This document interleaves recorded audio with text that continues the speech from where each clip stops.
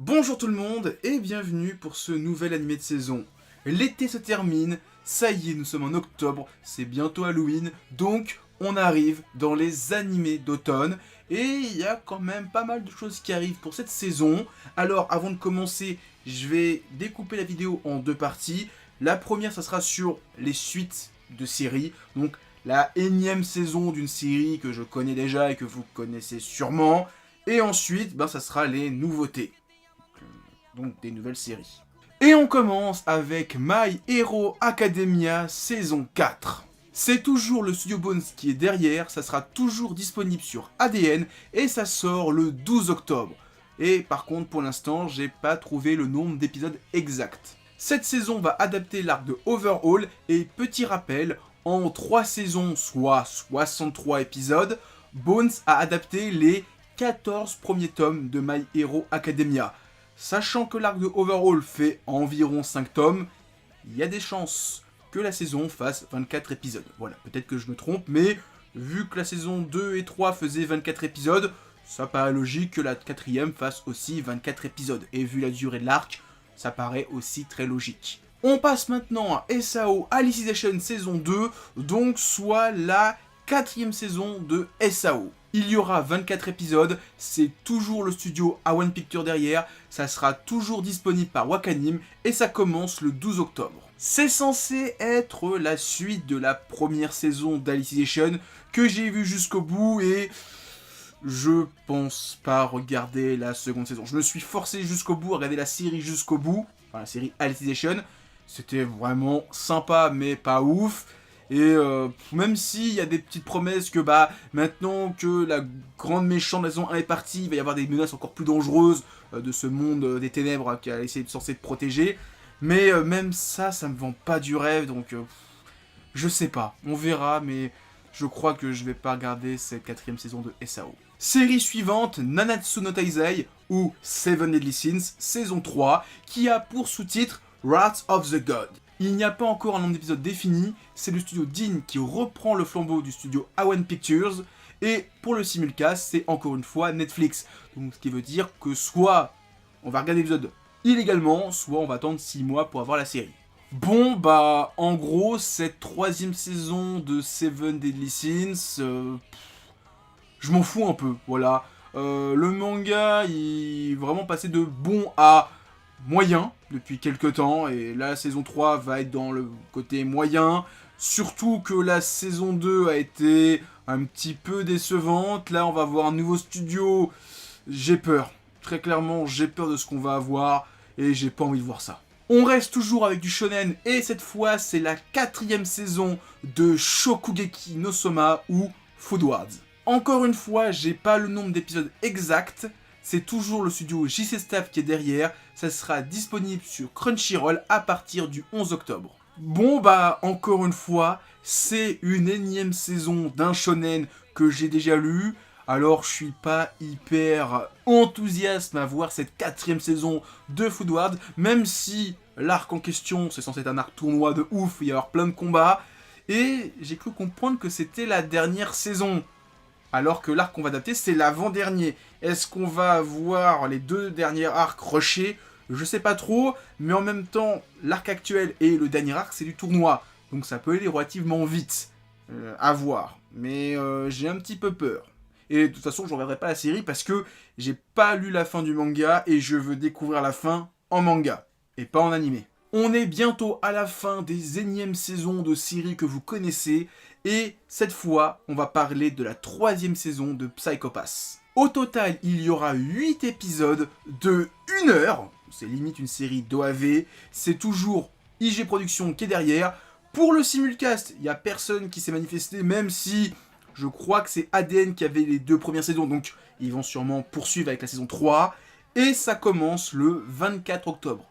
Un petit peu plus tard que la concurrence. Alors, Psycho Pass, contrairement aux autres séries que j'ai énumérées juste avant, c'est une série inédite. Voilà, c'est une nouvelle saison, mais d'une série qui n'a pas de manga à l'origine. Donc, je suis hyper impatient de voir cette nouvelle saison de Psycho Pass, surtout qu'ils ont l'air d'avoir renouvelé tout le casting. Alors, je sais qu'il y a eu une trilogie de films que j'ai pas vu, qui est de toute façon qui est pas sorti encore en France.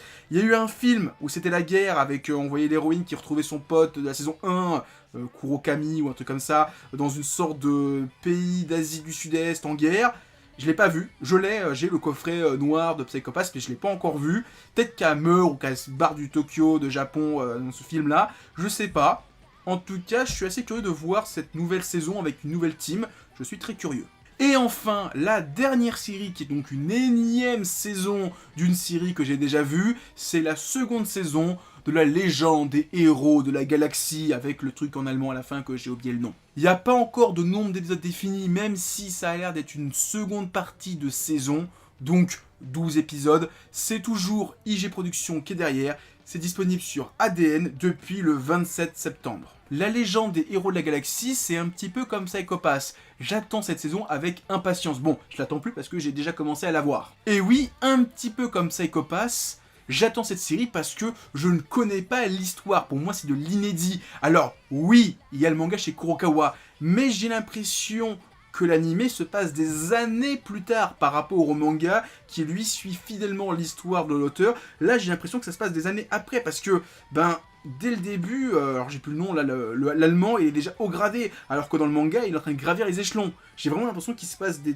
Enfin, c'est vraiment des tomes plus tard en fait par rapport au manga que je lis chez Kurokawa. Donc je suis curieux de lire l'histoire, surtout que là, il y a Yang Wenli qui est vraiment mis en avant dans l'épisode 1, j'ai hâte de voir la suite, mais en tout cas, la légende des héros de la galaxie c'est super bien. Vous devrez très clairement regarder l'animé, même s'il y en a qui vont dire « Ah, l'OAV des années 80, il est mieux !» Peut-être, je l'ai pas encore vu, donc je veux pas dire oui non. Et le manga est très bien, j'ai vraiment kiffé pour l'instant ce que j'ai lu. Les 6 ou 7 tomes qui sont dispo, c'est Kurokawa. Ah oui, et avant de parler de nouvelles séries, il reste encore une nouvelle saison, mais ça c'est plus à titre indicatif parce que je pense pas la regarder. C'est la nouvelle saison de Pokémon. Saison qui va donc adapter en animé les aventures de Sacha dans la région du jeu bouclier et épée. Alors j'ai pas encore trouvé de bande-annonce, j'ai juste vu 2 images où on voyait une affiche promotionnelle et le chara-design de Sacha et de ce qui semble être son rival. Je vais peut-être regarder quelques épisodes, parce que Soleil était vraiment pas trop mal, mais c'est juste que bon, au bout d'un moment Pokémon, c'est quand même pour les enfants, et des fois, en termes d'histoire, c'est quand même super chiant. Mais je me pose une question, est-ce que Sacha va gagner une deuxième ligue d'affilée? Ça, c'est comme une question importante. Allez, on parle maintenant de nouvelles séries et on commence avec le hit de la saison. J'espère que c'est la série dont tout le monde va parler parce que c'est un manga de dingue. On va avoir une adaptation animée. C'est la deuxième fois, mais j'espère que cette fois, ça va être une super série. Je parle bien sûr de Mugen no Jonin ou Blade of the Immortal en anglais ou en bon français, l'habitant de l'infini. Il y aura 24 épisodes au total, c'est par le studio Lidl Film. Ça sera disponible sur Amazon à partir du 10 octobre. Petit résumé, à l'ère Edo, en 1770, Manji, le samouraï immortel, poursuit sa quête, tuer 1000 scélérats pour racheter ses crimes passés. La jeune Lin, soucieuse de venger sa famille, quémande son aide et ensemble, ils partent en guerre contre la terrible école du Ito-Ryu. Donc, comme je disais, c'est une nouvelle adaptation d'un manga de Hiroaki Samura, la première série de 12 ou 13 épisodes, oubliez-la. Là, on va avoir une série qui a l'air de bien retranscrire le style du maître, qui, d'après ce que j'ai cru comprendre, va adapter tout le manga. Alors, 24 épisodes, 30 tomes, j'ai peur. Est-ce qu'on va avoir une seconde saison ? Là, j'ai moins peur, mais si ils nous font comme Karakuri Circus, je vais peut-être un petit peu pleurer, mais en tout cas, regardez l'animé, mais surtout, lisez le manga. Hiroaki Samura, top 10. Voilà, c'est franchement l'habitant de l'infini, c'est top 10 de mes mangas préférés, très clairement. Seconde nouvelle série que j'attends, c'est Beastars.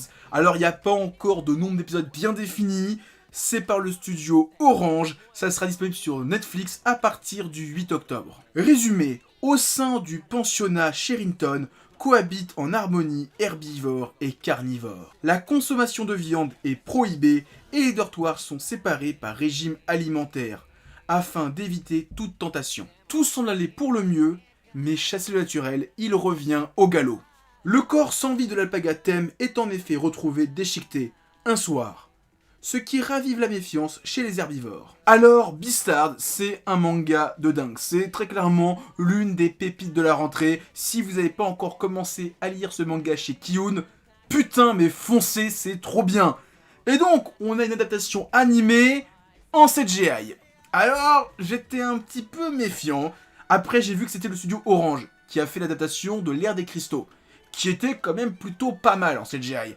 Après, je me méfie parce que l'Ère des Cristaux, il y avait ce côté cristallin. Là, ça a des animaux en fourrure. Et c'est pas la même chose, donc j'appréhende. Et pour l'instant, les bandes annonces que j'ai vues, je suis dubitatif. À voir, mais ça vend pas du rêve pour le moment. Troisième série que j'attends, c'est Airu no Sora ou Dream Team en français. Au total, on va avoir 48 épisodes, c'est par le studio Diomeda, et c'est disponible depuis le 2 octobre sur Crunchyroll.